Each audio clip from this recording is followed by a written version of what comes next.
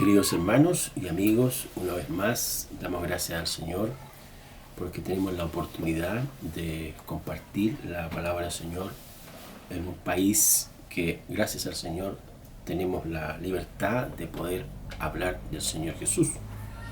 Ahora, esto de tener la oportunidad de compartir, de predicar, de enseñar en forma libre, en algunos contextos donde las confesiones religiosas son totalmente opuestas al cristianismo, algunos creyentes están pasando situaciones difíciles hoy día con todo este conflicto internacional de la invasión de un país a otro. Es una situación bien complicada, difícil, pero hermanos, nosotros como creyentes tenemos que confiar en el Señor, porque Él, como el profeta de los profetas en el Nuevo Testamento, y sus discípulos hablaron de esto, que habrían guerras, rumores de guerras, hambre, pestes, enfermedades. Y esto no es algo nuevo, porque ya en el mundo que hemos vivido y que estamos viviendo, han habido 2 guerras mundiales, algunas guerras sectoriales en diferentes países por estas tensiones que tienen. Y la palabra del Señor dice que las guerras y los pleitos vienen de nuestras propias concupiscencias, de nuestros propios malos deseos de querer conquistar al otro, dominarlo al otro, que no me gusta lo que tú tienes, el cómo hablas, lo que dices, y empiezan estas cosas, estas guerras que solo causan dolor, ruina y tristeza. Ahora, dentro del tema que vamos a comentar ahora, es el Mesías y la consejería. El Mesías y la consejería. Como base bíblica hemos estado sacando mucha información de cómo era el perfil que nuestro Señor Jesucristo tenía. Y allí en Isaías capítulo 11, los versículos 1 y 2, específicamente la frase donde dice que en Él, es decir, en el Mesías, en Cristo Jesús, iba a reposar este espíritu de consejo. Desde allí hemos tomado este tema para hoy, que tiene que ver con el Mesías y la consejería. En los institutos bíblicos, hermanos, y también en algunos manuales de consejería, se abordan 2 tipos de consejería. Uno es la consejería directa, donde el consejero al aconsejado le dice directamente aquellas cosas que el aconsejado debe hacer. Y en segundo lugar está la consejería de carácter indirecta, donde el consejero escucha al aconsejado y el aconsejado plantea una situación, ya sea económica, matrimonial, entre hermanos, relaciones humanas, etc. Y el consejero va dando pequeñas luces, pequeñas direcciones, pequeñas orientaciones, para que de esta forma el aconsejado es el que toma la decisión final. De una u otra manera, es importante construir, estudiar y observar cómo nuestro Señor Jesucristo fue un consejero para el tiempo en el cual Él ejerció su ministerio. Y al respecto, en las Escrituras existen 3 virtudes que solamente vamos a tocar. Existen muchas más, porque hay muchos libros acerca de la consejería cristiana, y usando el modelo de Jesús, o el modelo del apóstol Pablo, o el apóstol Pedro, o Juan, donde cada uno de estos últimos citados son siervos de Jesús. Aquí el más importante, el más grande, la persona en la cual nosotros tenemos que poner nuestros ojos y observar cómo Jesús aconsejaba a la gente, cómo Jesús la abordaba, cómo Jesús les atendía. Y en ese sentido podemos decir que estas virtudes serían las siguientes.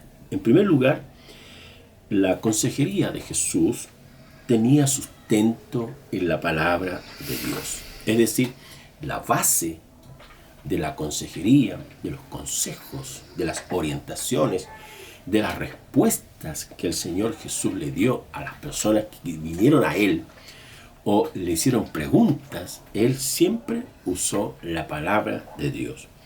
El mismo Satanás fue quien le propuso a Jesús que de esas piedras que estaban ahí en el desierto, Él las convirtiera en pan.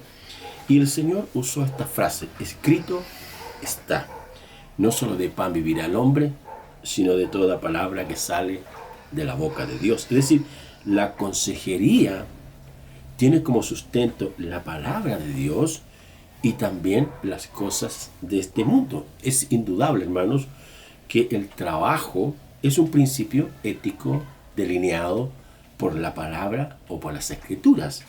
Por lo tanto, ambas cosas el Señor, como consejero, establece que la escritura es el sustento básico para la vida espiritual, moral y conductual de un creyente. Por otro lado, aparece el Señor Jesús hablándoles de las leyes del Señor. Las leyes, los mandamientos, los consejos, también vienen a ser bases, pequeños bases sólidas, pequeñas piedras, rocas, pequeños postes, por decirlo así, columnas que usa el apóstol Pablo para hablar de lo que sería la importancia de la consejería. Por lo tanto, nosotros también hoy día, cada vez que alguien nos pregunta acerca de algo o de alguna situación, lo más importante es qué dicen las escrituras. Porque a veces sucede, a mí me ha pasado en varias ocasiones, yo creo que usted también, le preguntan, ¿qué opina usted acerca de esto? ¿Qué opina usted, profesor, pastor, capellán? ¿Qué piensa usted? Y el hermano rápidamente suelta los labios y dice, es que esto es así, así. Pero hermanos, ¿usted se ha detenido a pensar qué dice la palabra de Dios? Aquí no es importante lo que dice el pastor, el consejero, sino qué dice la palabra del Señor. Y en ese sentido, el Espíritu Santo, que es Dios y quien inspiró la Escritura, es el que va a usar la palabra del Señor para producir los cambios o sanar el corazón o dar luz o quitar la aflicción, el dolor, porque la palabra del Señor es viva, es eficaz, es sanadora, es restauradora, es regeneradora. Y por eso el Señor Jesús sabía muy bien este uso correcto de las Sagradas Escrituras. En segundo lugar, la consejería del Señor Jesús tenía como sustento la solución a los problemas de las personas. Es decir, el Señor atendió realmente los problemas de las personas y les dio una solución. Él no engañó, Él no dio una receta inconsistente, poco práctica, no resolviendo el problema de raíz acerca de una situación que alguien vino y se acercó a Jesús para recibir su consejo. La consejería de Jesús estaba dirigida a resolver el problema de las personas. Y al respecto podemos decir que el problema más grande del ser humano es que éste se alejó de Dios y quiso tomar su propio camino, rechazando al Señor, desobedeciéndole a Él y cometiendo el pecado, lo que nosotros llamamos en la teología bíblica, que se conoce como el pecado original o la desobediencia del hombre. Por lo tanto, el consejo del Señor Jesús estuvo directamente relacionado con las problemáticas humanas. Respecto a la enfermedad, el Señor, ¿qué hizo con el enfermo? Lo sanó. Respecto de esa sociedad del tiempo de Jesús, se podría decir que era una sociedad enferma. Fueron muchas las personas que fueron a Jesús y que el Señor Jesús los sanó a todos. Era una sociedad también ignorante, porque los que manejaban el conocimiento, tanto los griegos como también los romanos, o también las leyes como los romanos, o también los escribas fariseos, no enseñaban, no se acercaron a donde estaban realmente las personas para instruirles en lo que Dios quería que hicieran. Es decir, el objetivo de Dios siempre fue que la gente conociera su voluntad y no que se viera en la ignorancia o en el desconocimiento.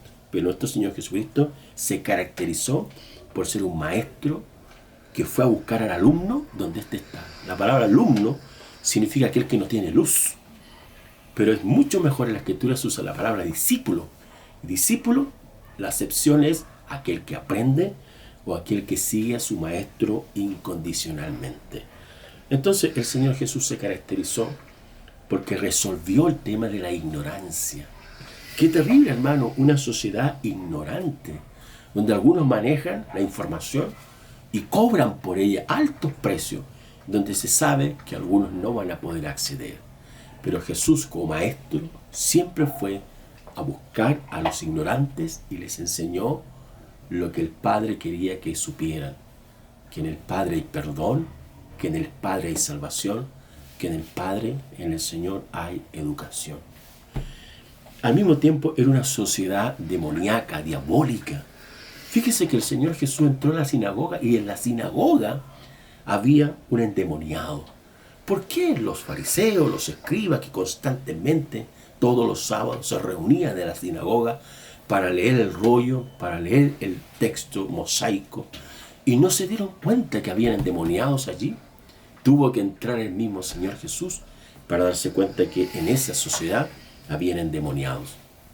¿Y qué hizo el Señor? El Señor, con su consejería, con su palabra, con su autoridad, con su poder, liberó a los endemoniados. Hoy día también la consejería cristiana tiene una faceta donde el poder del Espíritu Santo, el poder de Dios, la autoridad del Señor implica liberar a los endemoniados.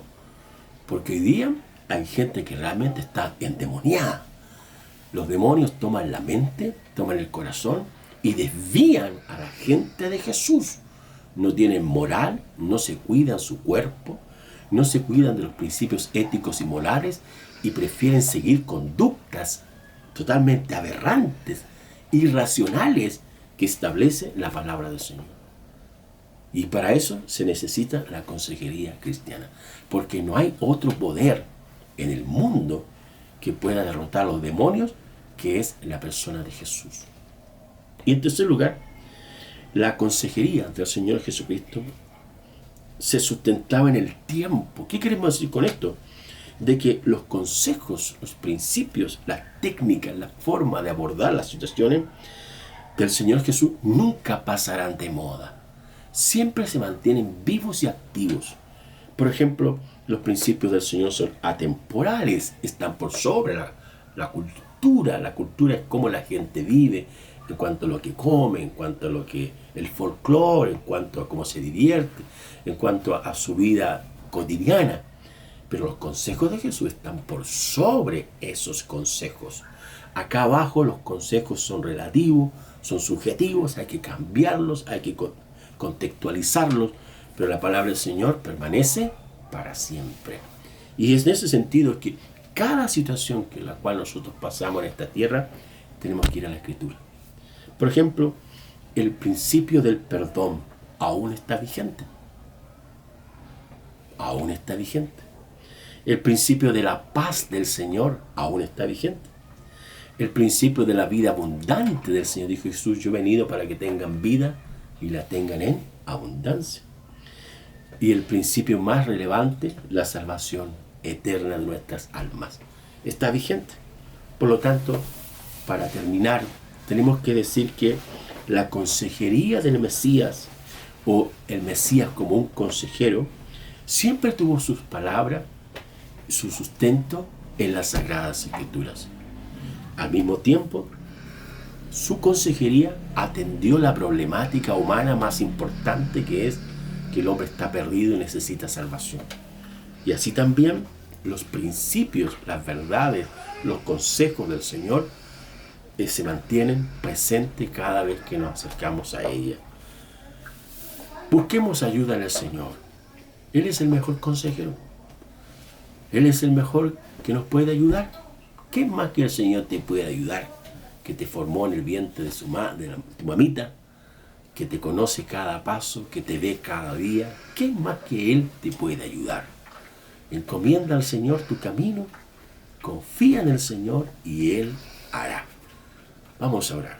Padre bueno, muchas gracias te damos una vez más, porque tú tienes palabras de vida eterna. ¿A quién iremos? Tú tienes palabras de vida. ¿Con quién mejor podemos estar si no es contigo? Tu palabra, tu ejemplo, es digno de abrazar, de seguir y mantenernos siempre unidos a ti, Señor. Muchas gracias te damos por este tiempo, en el nombre de Jesús. Amén.